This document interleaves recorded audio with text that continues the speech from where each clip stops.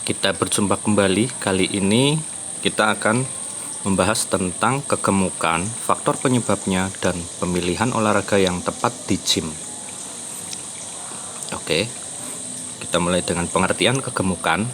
Dikutip dari wikipedia.com, kegemukan atau obesitas adalah suatu kondisi medis berupa kelebihan lemak tubuh yang terakumulasi sedemikian rupa sehingga menimbulkan dampak merugikan bagi kesehatan, yang kemudian menurunkan harapan hidup atau meningkatkan masalah kesehatan. Seseorang dianggap menderita kegemukan atau obes jika indeks massa tubuh atau IMT, yaitu ukuran yang diperoleh dari hasil pembagian berat badan dalam kilogram dengan kuadrat tinggi badan dalam meter, lebih dari 30 kg per meter persegi atau meter kuadrat. Sementara pengertian dari Kemenkes Republik Indonesia, obesitas merupakan penumpukan lemak yang berlebihan akibat ketidakseimbangan asupan energi atau energi intake dengan energi yang digunakan atau energi ekspenditur dalam waktu lama. Ini dikutip dari WHO tahun 2000. Kemudian untuk IMT sendiri atau indeks massa tubuh, istilah lainnya adalah BMI kalau dalam bahasa Inggris, atau disebut Body Mass Index. Tadi rumus yang telah disebutkan adalah IMT sama dengan berat badan dalam kilogram dibagi tinggi badan dalam meter kuadrat. Atau contoh, bila seseorang itu berbobot atau berat tubuhnya 70 kg dengan tinggi 150 cm, maka 70 dibagi 1,5 karena dalam meter terus dikuadratkan, lalu menghasilkan angka 31,11. Nah, inilah yang disebut IMT seseorang itu adalah 31,11. Sementara di tabel klasifikasi IMT berdasarkan Kementerian Kesehatan Republik Indonesia, dari klasifikasi WHO yang ada di atas tabel kanan itu ya, berat badan normal adalah 18,5 sampai 22,9 IMT. Sementara untuk orang yang overweight atau kelebihan berat badan itu ada di range angka 23 sampai 24,9. Walaupun terkadang orang yang rajin olahraga ataupun atlet, mereka masih termasuk dalam kategori overweight, tapi tidak mengapa karena otot mereka juga ikut berkembang atau bertambah massa ototnya. Sementara itu untuk obesitas tingkat 1 itu 25 sampai 29,9 dan obesitas tingkat 2 adalah lebih dari 30 angkanya. Sementara klasifikasi nasional di negara kita Indonesia itu berat badan normal ada di angka IMT kisaran 18,5 sampai 25.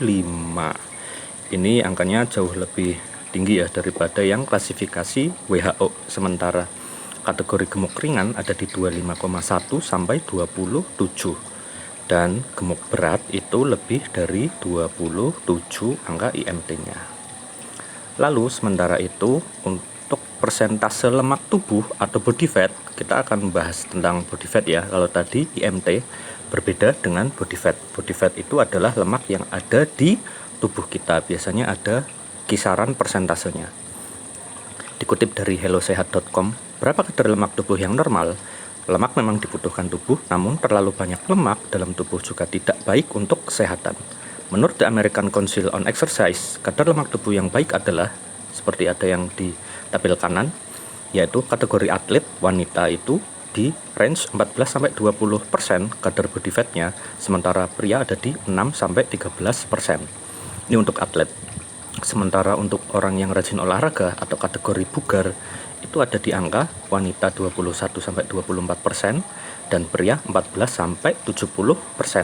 Jadi orang yang rajin nge-gym, jika persentase untuk pria ada di range 14-17%, dia termasuk orang yang rajin berolahraga atau sangat bugar.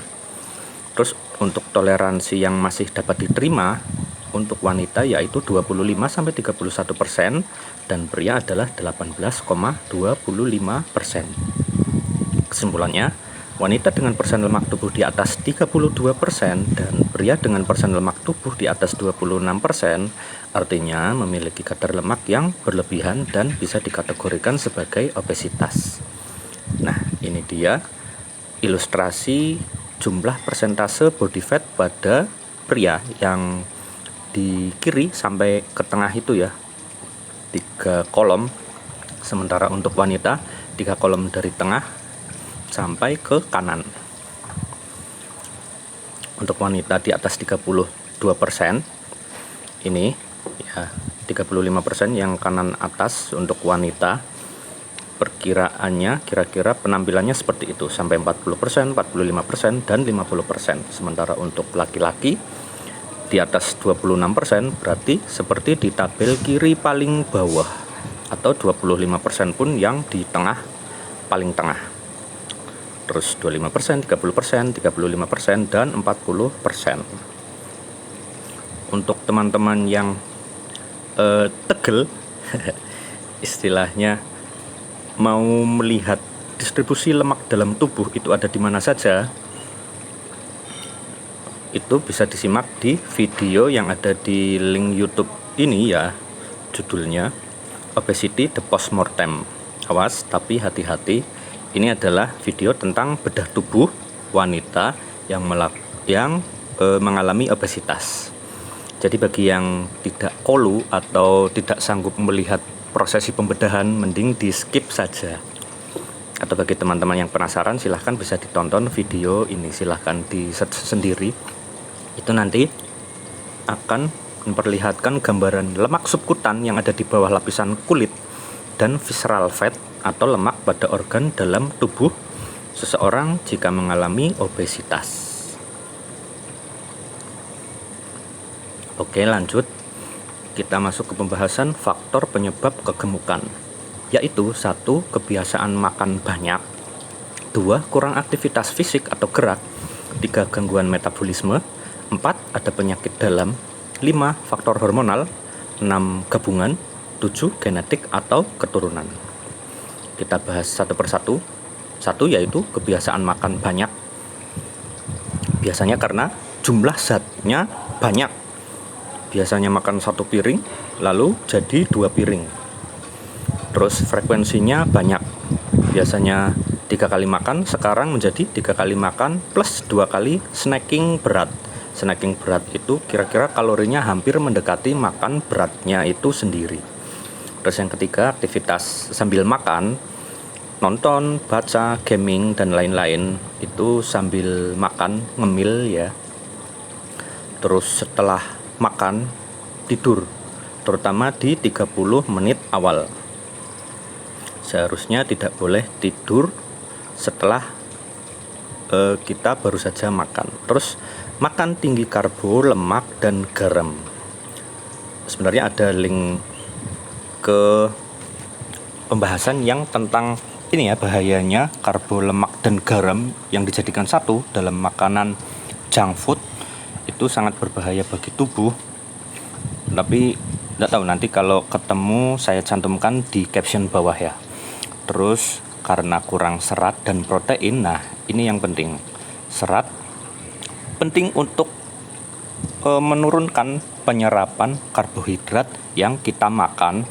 Jadi kita makan banyak, jika seratnya banyak maka keterserapan karbohidrat itu tidak 100%. Beda dengan orang yang hanya makan karbohidrat saja terus kurang protein. Nah ini protein dan serat itu juga sebenarnya memberikan rasa kenyang yang lebih lama daripada kita hanya makan karbohidrat saja. Lalu minum tinggi gula, entah minuman kemasan atau soda. Tinggi gula ini keterserapannya tinggi, tapi untuk dikonvert menjadi lemak itu juga sangat tinggi. Terus tidak ada kandungan vitamin, terutama vitamin B kompleks, dan mineral atau kalsium, besi, seng, magnesium, dan lain-lain. Nah ini ya, junk food terutama itu mereka tidak ada kandungan vitamin B kompleksnya dan juga mineral lain yang seperti disebutkan ini. Lalu kurang minum dan elektrolit yaitu natrium dan kalium. Nah ini orang walaupun banyak minum, jika dia kekurangan elektrolit juga sebenarnya kurang tepat, Karena yang sebenarnya butuh minum juga adalah sel-sel tubuh kita. Sel otot dia adalah organisme hidup yang dia bisa hidup normal jika kadar airnya itu juga sempurna atau tepat. Terutama kalium ya. Pembahasan kalium nanti mungkin terpisah tersendiri. Orang yang kekurangan kalium, maka air akan sulit masuk ke dalam sel tubuhnya. Sementara jika kebanyakan natrium, konsentrasi air ini akan terikat ke pembuluh darah atau di luar sel. Jadi istilahnya bayangkan seperti akuarium ya, ikan itu bisa bergerak dengan bebas itu jika kadar airnya tepat. Sama dengan sel, jika kadar airnya tidak tepat, maka si ikan akan sulit untuk bergerak atau melakukan aktivitasnya. Sama dengan sel juga akan sulit untuk melakukan aktivitasnya dalam memproduksi atau metabolisme makanan yang kita makan tersebut. Lalu solusinya apa untuk kebiasaan makan yang banyak? 1. Berpuasa atau intermittent fasting. Ini sering digembar-gemborkan atau dipromot oleh senior fitness kita, yaitu Om Adera ya. Silakan dicek di YouTube beliau. Beliau sangat gencar untuk mengkampanyekan intermittent fasting ini. Bagaimana caranya?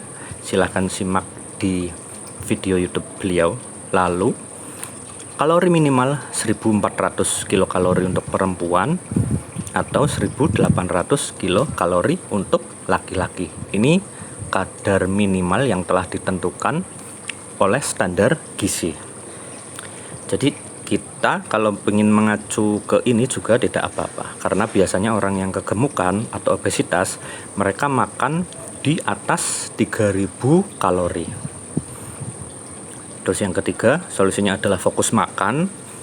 Ini fungsinya supaya hormon leptin kita itu peka. Hormon leptin itu hormon yang menimbulkan rasa kenyang. Ketika kita fokus dengan makanan, maka kita lebih cepat kenyang daripada kita fokus nonton, sementara makan itu adalah sambilan. Ini fokus kita akan terbagi dan leptin kita, jadi tubuh kita akan kurang sensitif terhadap leptin. Lalu jangan tidur setelah makan, terutama 1-2 jam, karena ini jam-jam yang krusial, yang sangat menentukan. Karena 1-2 jam pertama itu ibaratnya tubuh kita ngebut dalam mencerna makanan, lagi ngebut-ngebutnya. Terus variasikan rasa makanan, mix and match contohnya. Misal teman-teman tidak suka dengan rasa sayur yang hambar, kombinasikan dengan lauk yang asin, boleh, tidak apa-apa, dan sebagainya. Atau misalkan sayurnya hambar seperti sop, itu bisa dikombinasikan dengan nasi gurih atau lauknya yang gurih. Atau jika lauknya yang hambar, sayurnya bisa dibikin yang lebih gurih. Terus makan tinggi serat dan protein. Nah, seperti yang disebutkan tadi ya, serat dan protein itu menimbulkan rasa kenyang yang lebih lama daripada jika kita makan kurang 2 unsur ini. Terus kurangi minum tinggi gula atau eliminasi minuman yang tinggi gula, karena biasanya kita akan kecolongan. Untuk ilustrasi saja, 1 minuman kaleng bersoda itu pernah ada penelitian dengan cara direbus dan sebagainya, itu kira-kira menghasilkan gula yang setara dengan 2000 kalori. Bayangkan, itu hanya 1 kaleng minuman bersoda saja. Padahal dalam sehari-hari kita kalori yang harus kita makan itu ada di range ini 1400 sampai 1800 kilokalori saja. Jadi sudah sangat melebihi ya. Lalu makan sayur dan buah. Itu kenapa sayur dan buah? Karena mereka biasanya mengandung vitamin B kompleks dan mineral, terutama kalsium, besi, seng, dan magnesium. Begitu, terutama buah yang ada di kulitnya seperti apel itu teman-teman harusnya jangan dikupas kulitnya ya, Kentang juga sebisa mungkin dimakan dengan kulitnya juga. Kalaupun tidak sanggup, silahkan, mungkin sebagian dibuang, sebagian bisa ikut dimakan. Itu karena seratnya paling banyak ada di situ. Mungkin teman-teman menganggap bahwa sayur itu tidak penting karena cuma mengandung serat saja ya. Bukan, karena di dalam sayuran, terutama sayuran hijau, mereka juga mengandung magnesium, kalium, kalsium, juga besi. Ini sangat esensial buat tubuh kita. Lalu perbanyak minum 2,5 liter minimal. Dan elektrolit atau kalium. Kalium bisa ditemukan pada buah-buahan, jeruk. Lalu kalau di dalam sayuran, sayur dan buah itu ada pada jagung, kentang, terus tomat juga ada, dan sebagainya. Ini penting untuk menjaga keseimbangan cairan yang ada di sel tubuh kita, supaya konsentrasinya tidak selalu berada di luar sel tubuh. Terus faktor penyebab kegemukan yang kedua adalah kurang aktivitas fisik atau gerak, yaitu malas gerak. Misal selalu online, pesan apa-apa selalu online, pesan makan, jarak dekat dengan kendaraan, walaupun warung ada di sebelah misalnya, kita tidak mau bersusah payah untuk jalan kaki menempuhnya, walaupun hanya beli makan saja ya, terus menyuruh orang lain. Nah ini dia, biasanya ini kebiasaan orang tua kepada anaknya. Jangan. Jika kita tidak ingin mengalami kegemukan, sebisa mungkin kalau kita bisa melakukan sendiri, silahkan lakukan demi kesehatan kita sendiri.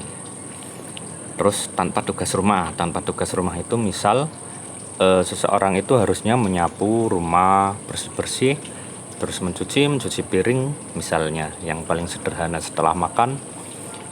Itu penting karena juga bisa membakar kalori walaupun sedikit. Terus yang kedua, biasanya karena tak pernah berolahraga. Terus solusi untuk kurang aktivitas fisik atau gerak yaitu perbanyak gerak, ya kan? Karena aktivitas fisik membakar kalori lebih banyak daripada kita sedentary atau berdiam diri saja. Lalu yang kedua, fungsinya bergerak adalah melancarkan sirkulasi darah. Yang di kanan ini adalah istilah metabolic equivalent of task. Itu adalah angka yang menunjukkan ekuivalen untuk menghitung kalori yang dibakar selama kita berkegiatan. Ini untuk mengukur intensitas dari workout atau olahraga kita. Satu, kategori sedentary atau berdiam diri itu biasanya angkanya ada di kurang dari 1,6 MET. Nih, aktivitas yang melibatkan hanya berbaring atau duduk, yang hanya memakai low energy atau energi yang sedikit. Lalu kategori ringan itu biasanya ada di angka 1,6 sampai 3 MET. Itu biasanya intensitas yang dilakukan itu bisa berkelanjutan selama 60 menit. Jadi aktivitas yang bisa kita lakukan selama 60 menit atau lebih, minimal 60 menit ya, dan tidak mengganggu napas kita sampai terengah-engah gitu, terlalu terengah-engah, itu masuk ke dalam kategori light atau ringan. Nah ini contohnya MET yang ada di kategori angka kurang dari 3. Perkiraan kalorinya adalah sampai 215 kalori per jam yang akan dibakar. Contoh itu pakai kano, terus golf ya, fishing atau mancing dengan berdiri, itu angka MET-nya 2,5. Terus housework, tugas rumah ringan, itu juga 2,5. Sitting quietly, duduk diam, itu hanya 1 saja. Itu kalau angkanya kecil, biasanya kalori yang dijumlahkan totalannya juga nanti akan kecil. Up to 215 itu sampai 215 kilokalori per jam ya. Jadi semakin kecil angkanya, biasanya nanti dia tidak sampai batas 215 kalori per jam yang dibakar. Nah ini Solusinya berolahraga. Kenapa berolahraga? Perhatikan tanda yang telah saya centang. Itu contoh-contoh yang umum dalam berolahraga. Pertama adalah badminton. Dia termasuk kategori aktivitas moderate yang angkanya 3-6 MET. Badminton ada di angka 4,5 MET. Bicycling atau bersepeda santai, leisurely, 3,5 MET.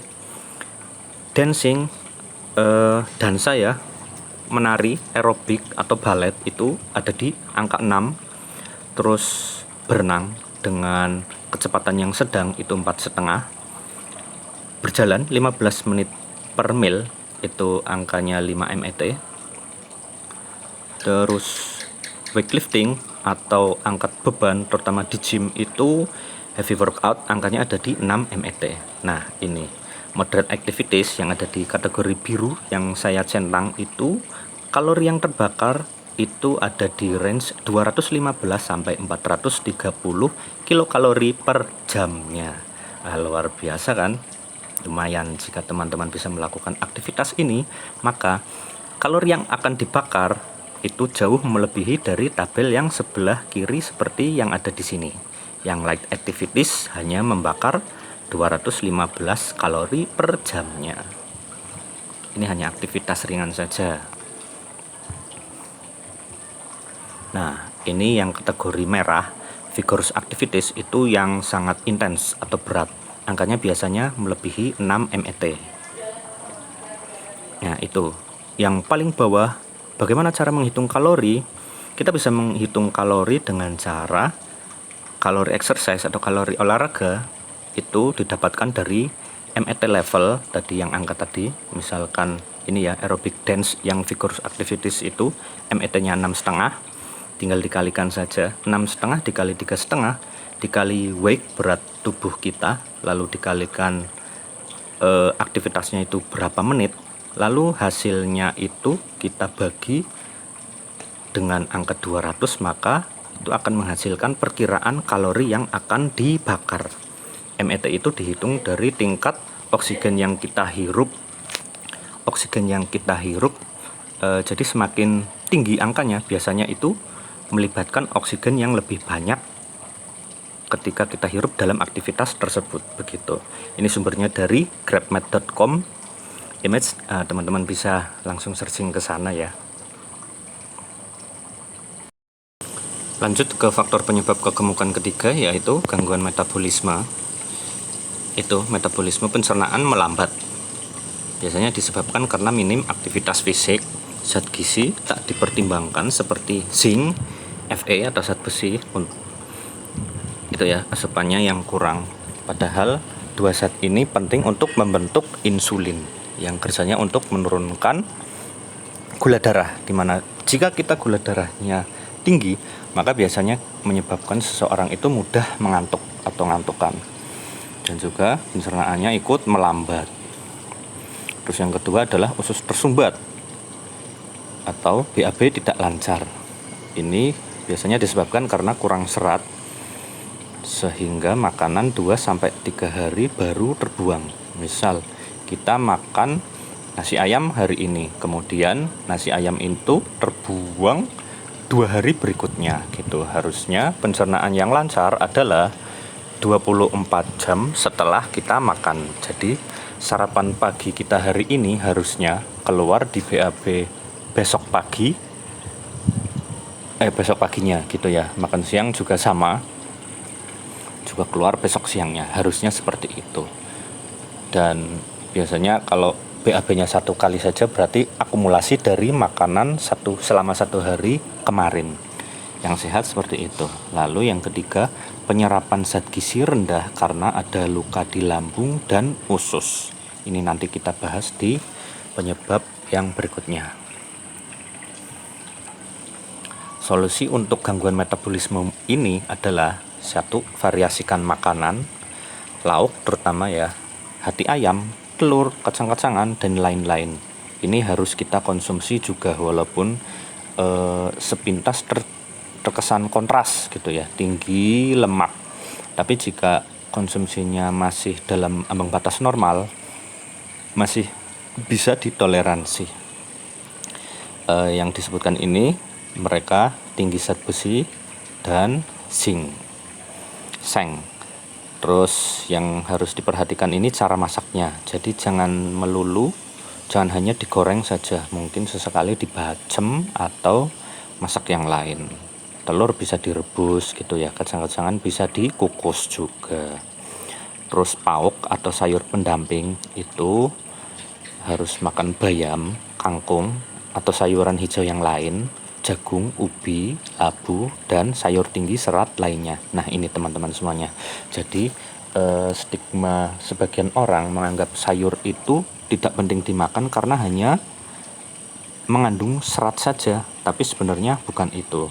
Sayuran yang disebutkan ini dia kaya akan zinc dan juga zat besi, selain juga kalium dan magnesium yang penting untuk metabolisme tubuh kita. Terus pencegahan luka lambung dan usus itu supaya tidak luka di lambung dan usus itu cabai dan sambal silakan dikurangi atau di stop biar tidak terjadi pengikisan lambung. Terus hentikan obat-obatan karena obat-obatan tertentu dia bersifat juga mengikis lambung atau membuat lambung tipis, membuat luka ya.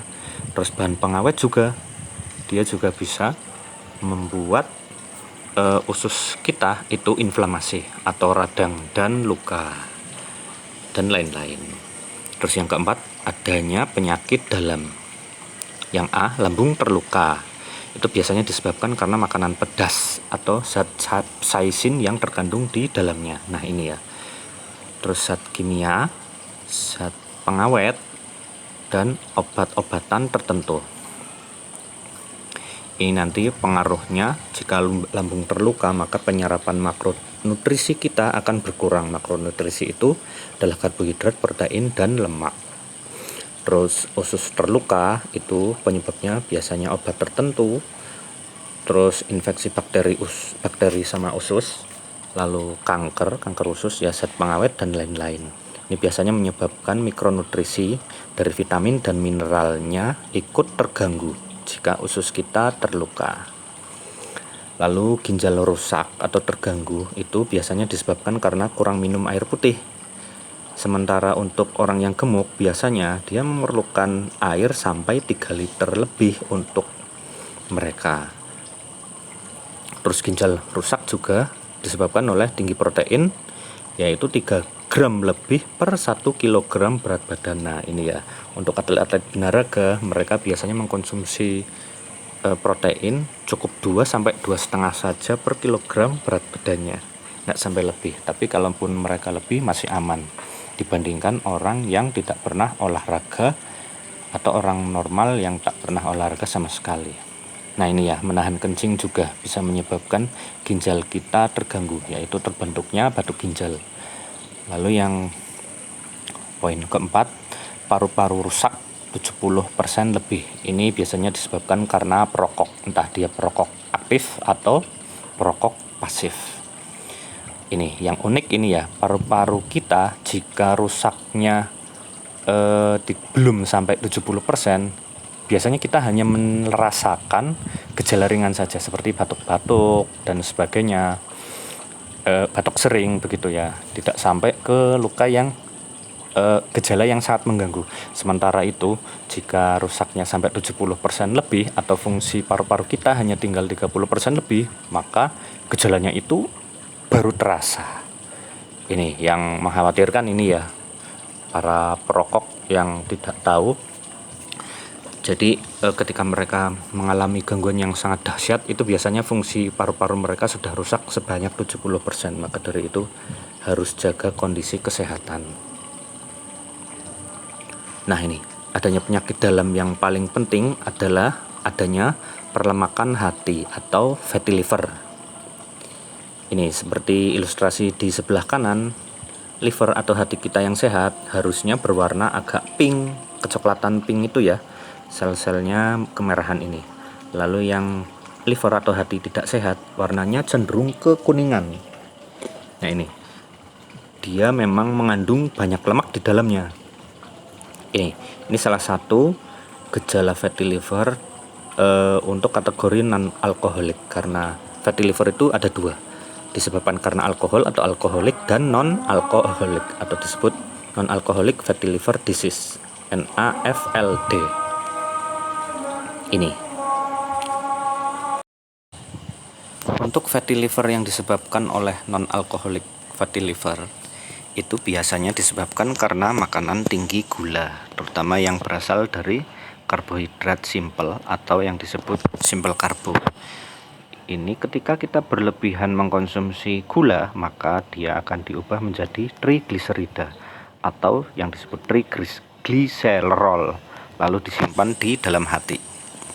Padahal seharusnya kelebihan karbo yang kita makan itu bisa disimpan dalam bentuk glikogen atau cadangan energi dari karbo yang bukan lemak. Sementara kapasitas penyimpanan glikogen hati itu untuk orang normal bisa mencapai 100 gram glikogen yang dari karbohidrat. Nah, sementara glikogen itu sendiri adalah cadangan energi dari karbohidrat tadi ya. Lalu otot itu bisa menampung glikogen sebanyak 200 sampai 400 gram glikogen. Nah, ini yang penting. Kenapa orang-orang bodybuilder termasuk orang-orang yang nge-gym melatih semua bagian ototnya untuk memaksimalkan daya simpan glikogen ini sendiri. Jadi tergantung dari level kebugaran seseorang itu. Dia apakah bisa menyimpan 200 sampai 400 dalam batas maksimal. Itu ya. Jika orang yang tidak pernah olahraga itu nanti ketika melakukan aktivitas fisik, dia tidak ada glikogen yang ada di otot atau sedikit sekali. Jadi yang dipakai hanya di hati saja. Maka dari itu kenapa sering ditemui orang normal atau orang gemuk terus olahraga berat mereka hampir cenderung pingsan, karena glikogennya ya hanya tersedia di hati saja, tidak ada di bagian yang lain, terutama di otot. Karena itu penting untuk melatih otot kita untuk sebagai cadangan simpanan energi kita, supaya tidak dibuang atau dikonvert menjadi lemak dalam bentuk trigliserida yang disimpan di dalam hati. Begitu. Lalu solusinya untuk penyakit dalam adalah pertama, kurangi konsumsi obat-obatan kimiawi, karena beberapa obat itu yang merusak organ tubuh kita. Lalu zat pengawet, terus makanan kemasan, pedas, dan lain-lain. Lalu yang kedua, sering berpuasa atau intermittent fasting, karena alasannya ketika 12 jam lebih tanpa makan, maka tubuh kita akan mengaktifkan sel-sel kita akan mengaktifkan imun tubuh untuk meregenerasi sel tubuh. Jadi organ dalam yang rusak perlahan-lahan ikut diperbaiki. Terus yang ketiga, perbanyak minum air putih minimal 2,5 liter. Itu untuk mencegah kerusakan pada ginjal ya, atau batu ginjal. Terus kurangi atau stop merokok jika kita merasa terindikasi kegemukan kita itu berasal dari paparan asap rokok yang sering. Lalu yang terakhir, kurangi makanan atau minuman tinggi gula. Nah, ini dia, terutama karbohidrat sederhana buatan atau yang sering disebut sukrosa dan fruktosa. Kalau alami silahkan, tapi batasnya harus diperhatikan ya. Yang tidak boleh itu yang buatan, terutama yang dalam kemasan. Lalu penyebab nomor 5 adalah faktor hormonal atau perubahan hormon. Ini intro, perkenalan. Hormon atau perantara kimiawi tubuh dibuat oleh kelenjar endokrin. Kelenjar endokrin contohnya hipotalamus, pineal, tiroid, jantung, ginjal, pankreas, usus, dan lain-lain. Kelenjar endokrin ini mengeluarkan hormon langsung ke dalam darah sehingga mencapai setiap sel tubuh. Lalu sasaran kerjanya pada jaringan atau organ tubuh tertentu dan mengatur aktivitas dari organ ini. Lalu hormon bekerja tanpa kita sadari. Nah, ini ya yang penting. Hormon itu bekerja tanpa kita sadari. Lalu hormon yang mempengaruhi perubahan bentuk tubuh menjadi gemuk apa saja? Yaitu yang pertama, hormon kortisol atau disebut juga hormon stres. Biasanya kadarnya itu tinggi. Lalu hormon testosteron pada laki-laki khususnya ya, walaupun juga tak terlepas dari perempuan, ini juga sama, kadarnya biasanya rendah. Terus hormon grelin yang menyebabkan rasa lapar itu tinggi.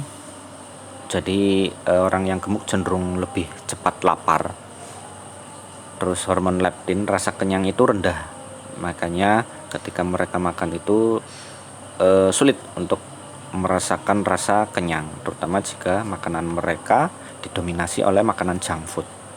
Lalu hormon kebahagiaan atau disingkat DOSE ya, itu ada dopamin, oksitosin, serotonin, dan endorfin. Itu biasanya rendah karena hormon kebahagiaan ini ingin selalu dikeluarkan sebagai kompensasi untuk turunnya hormon kortisol. Karena hormon kortisol yang tinggi, tubuh kita respons alaminya biasanya cenderung untuk ingin menurunkan ini. Nah, untuk menurunkan kortisol biasanya dari hormon kebahagiaan ini, teman-teman. Lalu hormon melatonin ini biasanya untuk mengatur jam sirkadian tubuh.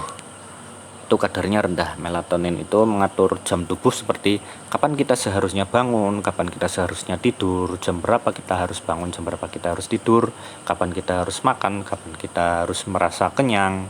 Begitu, itu yang mengatur juga hormon melatonin. Lalu yang terakhir hormon insulin itu rendah.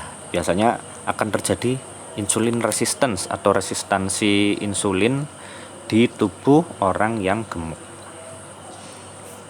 Lalu solusinya apa? Solusinya adalah untuk hormon kortisol atau stres hormon, yaitu kurangi stres, terutama stres pikiran, stres mental, stres fisik. Ini ya, makanya stres fisik coba untuk turunkan berat badan, dan juga stres pencernaan. Ini semua stres biasanya memicu tingginya hormon kortisol, maka dari itu kita harus bisa menurunkan level stres kita.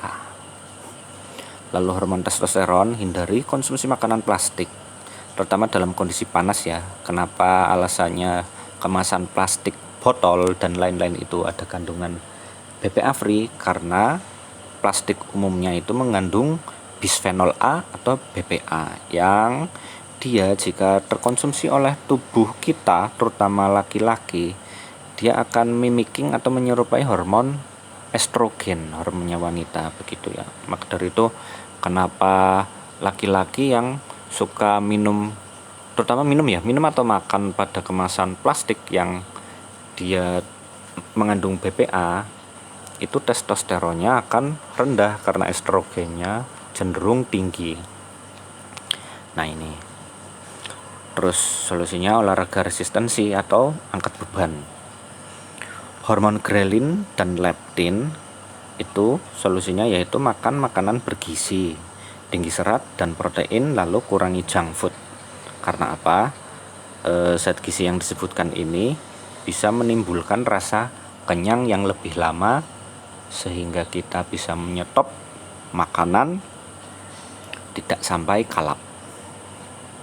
Pernah kan teman-teman makan sampai kalap, misal satu bungkus snack, kenapa tidak merasa kenyang-kenyang? Ya karena mereka biasanya junk food kandungannya hanya karbo, terus lemak, sama ini bahan pemanis atau yang gurih MSG itu ya. Jadi respon kita dalam makanan itu kurang dibandingkan kita makan makanan yang berkualitas. Satu piring saja itu biasanya bisa menimbulkan rasa kenyang yang lama. Lalu hormon kebahagiaan DOSE ini tadi, solusinya manajemen stres, kurangi gadget screen time. Karena ketika mata kita terpapar gadget terus menerus, itu juga menimbulkan stres di mata atau kortisol kita tinggi, sehingga mata kita bisa terus standby dan tidak merasa mengantuk. Begitu ya. Ini yang harus diwaspadai oleh teman-teman semuanya. Terus merasa cukup dan bersyukur. Ini yang penting. Karena hormon contohnya dopamin atau hormon yang memicu semangat, biasanya kita mengambil inisiatifnya itu dari gadget. Misal kita stres nih, hormon kortisolnya tinggi, pencernaannya stres, pikirannya stres, saya kok merasa gemuk terus ya. Lalu ingin dopaminnya tinggi untuk menurunkan kadar kortisolnya ini. Lalu ambillah HP, screen time, terus lihat yang lucu-lucu dan sebagainya gitu, sehingga kita ketawa, bahagia begitu ya. Terus dan seterusnya, itu bisa memicu kecanduan yang berlebihan. Ini yang harus kita hati-hati. Lalu hormon melatonin untuk mengatur jam sirkadian tubuh, yaitu terkena paparan sinar matahari pagi minimal 30 menit per hari. Nah, ini yang penting. Lalu kurangi begadang. Teman-teman yang sering begadang pasti mereka akan tidur misal jam 2 pagi lalu bangunnya siang kan, biasanya di atas jam 9. Padahal matahari pagi dari pagi hari, terbit matahari jam 6 sampai jam 10 itu adalah jam-jam yang esensial untuk membentuk hormon melatonin kita. Begitu, jika kurang paparan sinar matahari maka akan kacau jam sirkadian tubuh kita. Gitu. Terus untuk hormon insulin sendiri, supaya tidak resistansi insulin, maka dianjurkan untuk berpuasa dan berolahraga. Karena olahraga bisa mengembalikan sensitivitas hormon insulin. Begitu ya, dari penjelasan mungkin senior Binaraga Adera juga ada di sana, silakan berkunjung ke YouTube-nya beliau. Juga ada yang membahas tentang sensitivitas insulin ini yang diakibatkan karena berolahraga.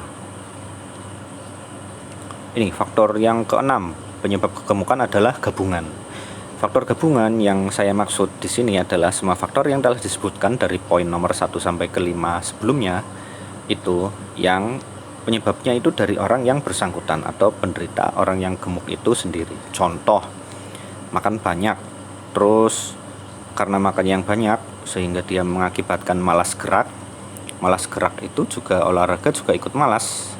Lalu gangguan metabolisme, menyebabkan lagi penyakit dalam karena dia terjadi ada luka di dalam organnya sehingga mempengaruhi hormonalnya. Nah, ini salah satu contoh gabungannya. Terus yang kedua, misal kita begadang. Begadang itu menimbulkan hormonal kortisol tinggi. Kortisol kita tinggi di waktu malam hari karena mata kita harus standby mengerjakan sesuatu atau melakukan suatu aktivitas, lalu mengakibatkan hormon lain kacau seperti melatonin tadi yang disebutkan ya. Jam sirkadian tubuh terganggu, lalu jam sirkadian juga menentukan kapan kita harus lapar, kapan kita harus kenyang, mengakibatkan gangguan metabolisme. Harusnya kita makan itu tidak makan, harusnya kita merasa kenyang itu tidak kenyang. Jadi malam hari itu makan banyak karena untuk kompensasi energi untuk standby ya, mengakibatkan gangguan metabolisme. Terus biasanya juga memilih makanan yang gurih-gurih. Nah, ini terus lalu terjadi redistribusi lemak tubuh. Ini kegemukan itu biasanya terjadi redistribusi lemak tubuh yang seharusnya berada di area perut, subkutan, itu menyebar ke area yang lainnya sampai ke pipi, jadi jabi dan sebagainya. Terus menyebabkan penyakit dalam atau fatty liver itu tadi ya, karena misal makan makanan yang gurih dan tinggi gula. Terus dari fatty liver ini mengakibatkan kita malas gerak karena kalori kita yang dari glikogen itu biasanya cenderung tidak dibakar, yang dibakar dari lemak duluan. Sehingga jika terus-menerus lemaknya dibakar, maka tubuh akan merasa kelelahan, lalu merasa malas gerak dan gampang capai. Begitu ya teman-teman. Terus untuk nih khusus untuk kasus penderita Cushing syndrome, ini ya, yang kadar kortisolnya tinggi, teman-teman semua bisa menyaksikan di channel YouTube yang membahas tentang Cushing syndrome, ada di ini di bawah ya, Aura Nirwana, tentang fisiologi hormon kortisol dan penyakit Cushing syndrome. Nah, contohnya pada gambar ilustrasi ini,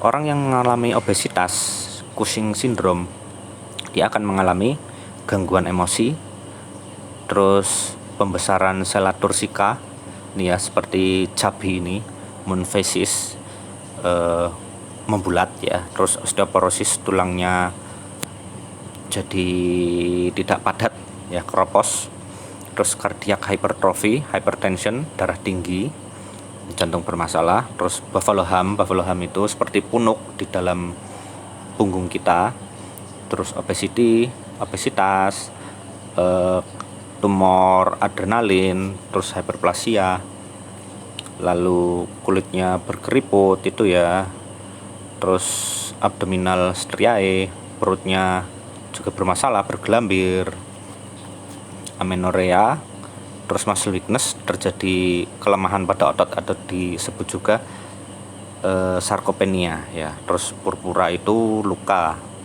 skin ulcer, poor wound healing itu ketika kita luka itu yang paling advance-nya, penyembuhannya sangat lama sekali. Begitu. Solusinya apa? Solusi untuk gabungan ini yaitu perbaikan dengan pendekatan holistik, teman-teman, atau menyeluruh agar hormon mulai normal kembali ya. Begitu. Jadi memang dibutuhkan kesabaran yang sangat ekstra, terutama bagi mereka yang sudah melalui tahap kegemukan yang sangat, IMT-nya itu di atas 30, bahkan di atas 35 ya. Jadi memang dibutuhkan kesabaran, ekstra keras, dan ya tidak boleh patah semangat begitu. Lalu faktor yang ketujuh adalah genetik. Faktor genetik ini hampir sama dengan penyebab poin nomor 6 gabungan, hanya saja penderitanya dari pihak orang tua. Nah, ini dia. Lalu diturunkan ke anak-anaknya.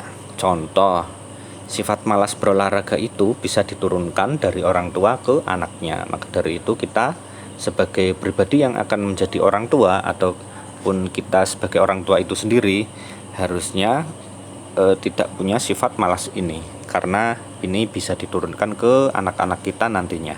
Terus yang kedua, kadar hormon juga bisa diturunkan, misal kecerdasan.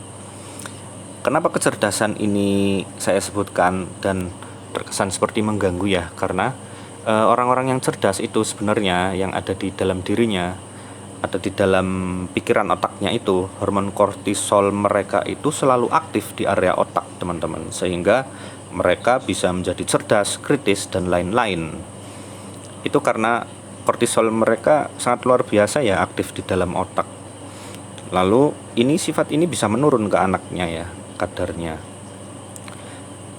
Itulah kenapa juga fisik yang aktif juga bisa diturunkan ke anak. Seperti orang yang rajin olahraga, biasanya anaknya juga ikut rajin olahraga, atau tubuhnya juga biasanya akan ideal, cenderung tidak gemuk. Begitu. Terus solusi yang lain, mengubah untuk solusi genetik ini ya, mengubah gen kebiasaan buruk menjadi kebiasaan yang baik atau positif, sehingga bisa terjadi siklus perubahan hormonal. Jadi jangan khawatir, meskipun kita punya genetik yang buruk, dengan kita rajin atau giat melakukan perbaikan kebiasaan, itu kita akan mengalami perubahan hormonal di dalam diri kita. Misal kita cerdas tapi enggan berolahraga, maka mulailah dengan melakukan olahraga 1-2 kali saja per minggu lah. Nanti bisa dilakukan bertahap begitu. Mulai sukai aktivitas olahraga ini, karena supaya kehidupan kita juga balance, tidak hanya memikirkan tentang kepintaran dan sebagainya, seperti yang disebutkan pada video yang tentang Cushing syndrome yang telah saya sebutkan tadi. Oke, lalu pemilihan olahraga yang tepat di gym. Apa itu? Intro pengenalan. Olahraga berfungsi melancarkan sirkulasi atau aliran darah dan pembuangan sisa-sisa metabolisme tubuh. Metabolisme tubuh itu sisa-sisanya adalah seperti asam laktat, sel-sel yang mati, dan lain-lain. Lalu mengubah komposisi tubuh jadi lebih bagus. Biasanya massa otot itu akan naik dan massa lemak itu akan turun. Jadi untuk terutama yang perempuan atau putri tidak usah khawatir. Massa otot naik itu bukan berarti kita akan menjadi lebih berotot seperti binarga pada umumnya ya. Tapi tubuh kita biasanya akan lebih mengencang. Begitu. Karena hormon testosteron di dalam tubuh wanita itu berbeda dan kadarnya lebih sedikit daripada laki-laki. Maka dari itu mustahil untuk mendapatkan otot yang sangat besar seperti pada laki-laki. Begitu. Lalu olahraga juga memperbaiki mood. Hormon kebahagiaan juga ikut aktif. Itulah kenapa orang-orang yang rajin berolahraga biasanya mereka juga lebih happy gitu ya. Di pikiran mereka tidak stres, tidak seperti murung, tidak seperti ekspresi marah dan sebagainya. Nah, itu apa olahraga yang disarankan? Yaitu jika teman-teman melakukan olahraga di pagi hari, disarankan untuk saat perut kosong. Kenapa? Karena saat perut kosong itu ibaratnya kita sudah berpuasa dari terakhir kali kita makan malam, misal jam 6 malam ya, terus bangun jam 6 pagi, itu sudah melalui 12 jam perut kosong, tidak ada makanan sama sekali. Otomatis dia akan mengambil cadangan energi dalam tubuh kita dari glikogen dan juga lemak, karena tidak ada yang lain.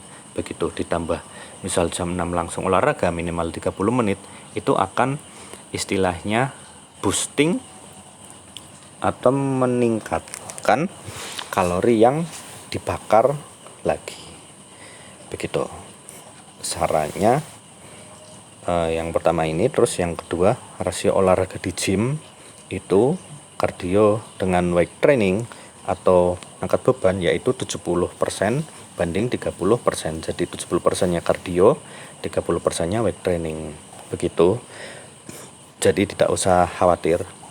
Untuk teman-teman yang mengalami kegemukan, programnya beda dari teman-teman yang lain, tapi tidak apa-apa karena ini tujuannya untuk mengurangi lemak yang ada di dalam tubuhnya. Begitu ya.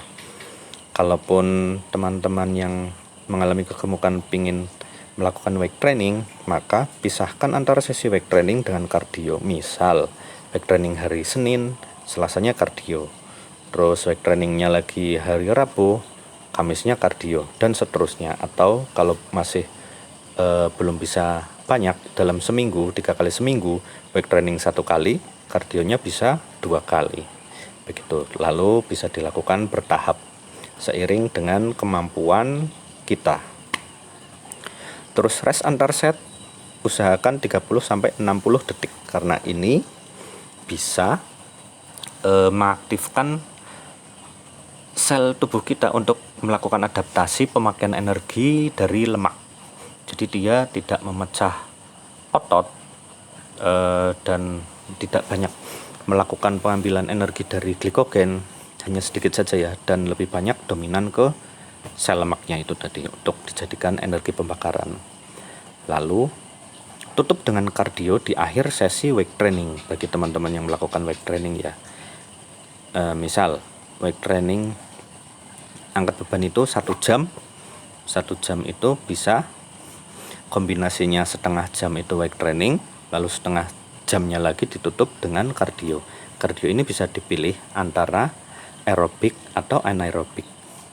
Aerobik itu sendiri kenapa jadi pilihan yang sangat bagus? Karena dia melibatkan oksigen yang sangat banyak. Karena pembakaran lemak dalam tubuh itu syarat utamanya adalah banyaknya oksigen. Itulah kenapa teman-teman yang tidak tahu tentang weight training, mereka kenapa memilih lari dan sebagainya, renang, terus sepeda, karena itu melibatkan pernafasan yang sangat banyak gitu ya. Syarat pembakaran lemak itu harus adanya suplai oksigen yang banyak. Terus bisa juga dengan anaerobik. Anaerobik itu biasanya contohnya yang bersifat seperti permainan atau stop and go. Misal kalau di dalam gym itu nanti bisa memakai battle rope yang pakai durasi ya. Misal 30 detik langsung melakukan battle rope, terus istirahat 2 menit, lanjut lagi 30 detik 2 menit istirahat, 30 detik lanjut lagi, 2 menit lagi istirahat. Nah, itu istilahnya sebutannya stop and go. Begitu permainan boleh, misalkan main basket, dribble shoot, lalu dribble lagi shoot, atau badminton dan semacamnya. Lalu yang terakhir biasanya disarankan untuk melakukan circuit training atau loop. Circuit training itu apa?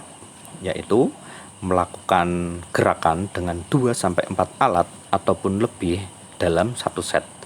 Jadi ketika kita melakukan alat A, misal 10 repetisi, langsung lanjut ke alat B, 10 repetisi, alat C, 10 repetisi, alat D, 10 repetisi lagi, selesai, itu dianggap satu set. Lalu jeda istirahat sekian menit, misal katakanlah 30 detik sampai 60 detik, lalu lanjut ke set berikutnya dengan melakukan seperti yang sebelumnya.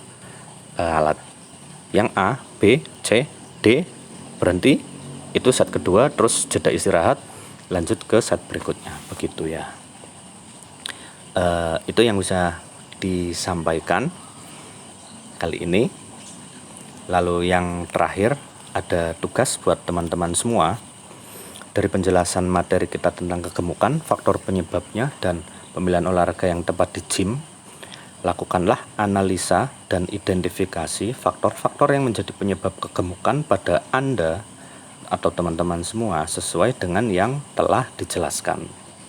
Setelah itu, lakukan diskusi atau diskusikan dan konsultasikan dengan trainer untuk mendapatkan penanganan yang lebih baik. Karena masing-masing orang kegemukannya itu biasanya faktornya berbeda-beda. Ada yang karena dari begadang, ada yang karena dari banyak makan dan sebagainya, walaupun beberapa juga ada yang dari faktor gabungan. Begitu ya, silahkan. Ini bisa dijadikan sebagai bahan evaluasi dan refleksi teman-teman semuanya. Tetap semangat, jangan pesimis ya. Tetap ada solusi dari berbagai masalah yang teman-teman hadapi, dan semoga bisa menjadi pribadi yang lebih sehat di kemudian hari. Oke, begitu kita akhiri sesi kali ini. Terima kasih dan sampai jumpa.